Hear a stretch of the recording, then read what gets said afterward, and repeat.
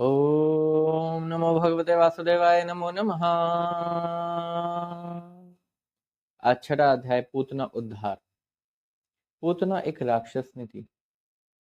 जैसा कि बताया गया कि नंद बाबा जब मथुरा से चले तो वहां पर वासुदेव जी उनको यह बात भी कह देते हैं कि तुम अब जल्दी यहाँ से जाओ क्योंकि गोकुल में बहुत से उत्पात हो रहे हैं।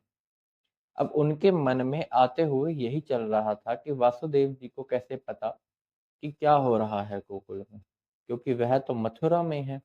कहीं वो कोई ऋषि मुनि योगी तो नहीं, कहीं पिछले जन्म में कौन थे वह यही सब सोच रहे होते हैं कि इन्हें कैसे पता कि गोकुल में कोई उत्पात होने वाला है।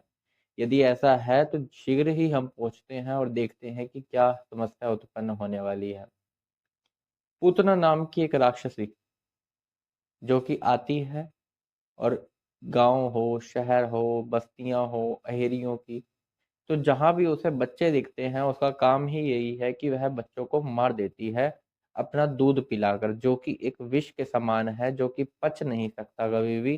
तो वह बच्चों को मार देती है।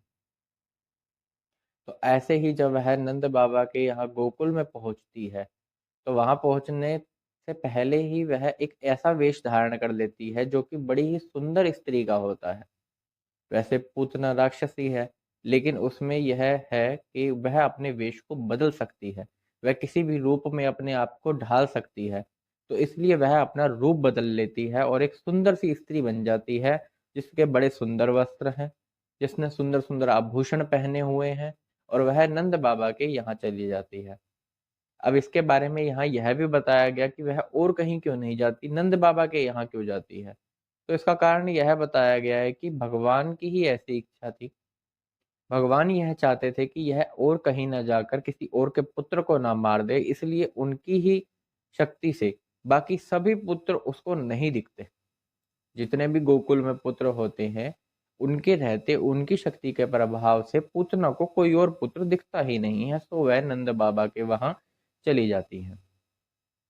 वहां जाकर यशोदा मैया और रोहिणी भी यही सोचते हैं कि यह तो एक बड़ी ही सुंदर स्त्री है, सुंदर प्रतिभा है इसकी, सुंदर सुंदर वस्त्र पहने हैं, तो वह भी उसे कोई रोकती टोकती नहीं है।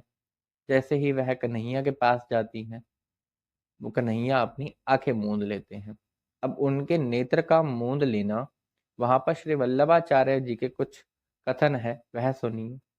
जैसे कि वह कहते हैं कि भगवान ने अपने नेत्र इसलिए बंद कर लिए क्योंकि वो एक राक्षसी थी।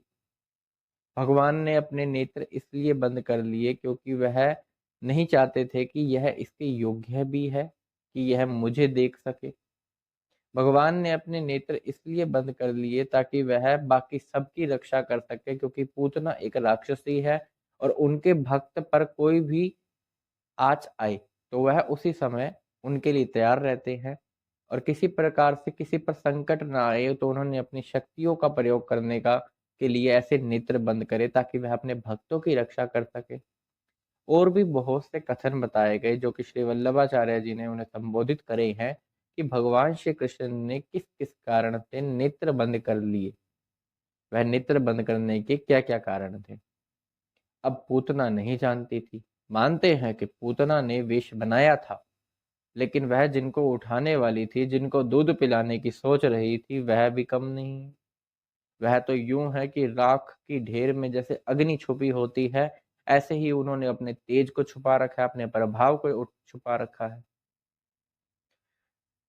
ऐसा समझकर जैसे कोई व्यक्ति किसी रस्सी को सांप की भांति, सांप समझ रहा है लेकिन रस्सी की भांति उसको उठा लेता है, ऐसा समझकर पूतना ने भी कन्हैया को उठा लिया। अब वह उसे स्तन पिलाने लगी, तो उसने अपना स्तन उनके मुंह में दिया कि वह विष पिए और वहीं मर जाए। लेकिन ऐसा नहीं हुआ। जैसे ही उन्होंने स्तन पीना शुरू किया, उन्होंने अपने दोनों हाथों से उसके स्तन को इतनी जोर से दबाया, इतनी जोर से दबाया कि वह पूतना तड़प उठी। उसकी चीख सुनकर, उसकी किलकारी सुनकर तो यूं मानो कि आकाश तक में ही गूंज उठ पड़ी। बादल का तितर बितर हो जाना था। इतनी जोर से वो चिल्लाई थी, इतनी जोर से, उसे बस यही समझ आ रहा था कि ये छोड़ दे मुझे, और चिल्ला भी यही रही थी कि छोड़ दे, अब तो छोड़ दे, बस कर, छोड़ दे, लेकिन वह नहीं छोड़ रहे थे।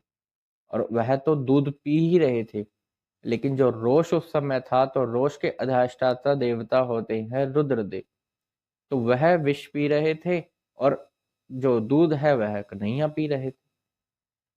इसी प्रकार कन्हैया के मन में उस समय यही चल रहा होता है कि मैं तो एक नन्हा बालक हूँ, मेरी तो जीविका ही यही है कि मैं दूध पीऊं। तो तुमने अपना स्तन मेरे मुंह में दिया तो मैंने दूध पीना शुरू किया। अब इसमें तुम्हारे प्राण जा रहे हैं तो मेरा क्या अपराध है। वैसे इसके पीछे जो है एक कथा है कि पूतना कौन थी। पूतना पिछले जन्म में बलि की पुत्री थी, कन्या थी, जिसका नाम था रत्नशाला।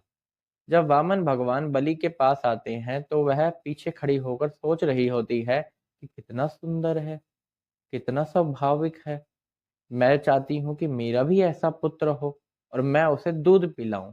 तो वहां जो उनकी कामना थी उसको पूर्ण करने के लिए भगवान ने अपने हृदय में उसी समय जान लिया था कि मैं इसकी इच्छा को पूर्ण करूंगा, क्योंकि इसकी इच्छा यह है। वह अपने हृदय में जान जाते हैं और वही अगले जन्म में पूतना बनती है, जिसके स्तन से भगवान ने दूध पिया। और जो पूतना का उद्धार हुआ वह कोई आम उद्धार नहीं था। जो उद्धार परम गति को ले जाता है वो उनको मिला, पूतना को। इसका कारण यह है कि भगवान ने उसका दूध पिया है। जब वह मरी तब उसका असली रूप सामने आया। उसने 6 कोस भूमि तक के वृक्षों को कुचल डाला। जब वह गिरी, उसका शरीर इतना बड़ा था, इतना बड़ा था कि कोई कहने की हद नहीं थी। सभी लोग एक तरह से डर गए थे। गोप ग्वाल गोपियां, यशोदा मैया, रोहिणी जी हैरान हैं, लेकिन वो ये भी देख रहे हैं कि वह तो उनकी छाती पे बैठ के खेल रहे हैं इतनी बड़ी राक्षसी के। सभी भाग कर जाते हैं, उनको उठाते हैं, उनकी नजर उतारते हैं, भगवानों से प्रार्थना करते हैं कि आप इनकी रक्षा कीजिए। खेलते हुए, सोते हुए, उठते बैठते, खाते पीते उनकी रक्षा कीजिए। गौमूत्र से उन्हें स्नान करवाया जाता है, उनके 12 अंगों पर गऊ का गोबर लगाया जाता है कि उनकी किसी प्रकार बस वो प्रेम पाश का बंधन है कि वह उनकी रक्षा चाहते हैं। फिर वह उनको पालने में लिटा देते हैं। अब नंद बाबा वहां पहुंचते हैं, वह देखते हैं यह सब क्या हो रहा है। उनको एक सुगंध सी भी आ रही होती है, और वह सुगंध किस चीज की है जब उन्हें मालूम होता है तो वह सुगंध थी उस पूतना के शरीर के जलने की, जो कि गोकुल वासियों ने उसके मरने के बाद जलाया था। अब यहाँ पर यह भी सवाल उठता है कि पूतना तो एक राक्षसी थी, उससे जो धुआं उठा उसे सुगंध क्यों आ रही थी। तो इसका सिंपल सा उत्तर है, और वो यह है कि भगवान ने उसका दूध पिया था, इस वजह से अब वह निर्मल हो चुकी थी। अब उसकी कोई पाप राशि नहीं है, उसके कोई संकट नहीं है, अब उसका उद्धार हो चुका है, वह जन्म मरण के फेर से मुक्त हो चुकी है। नंद बाबा समझ जाते हैं कि एक बार तो वह भी हैरान है और नंद बाबा के साथ जो गए थे वह भी हैरान थे। वह यह सोच के हैरान थे कि वासुदेव जी को कैसे पता था कि गोकुल में उत्पात होने वाला है, और सो वैसा ही हुआ। यह जो पूतना का उद्धार है, यदि इसको कोई सुनता है या इसे कोई सुनाता है तो भगवान श्री कृष्ण का वह प्रेमी बन जाता है।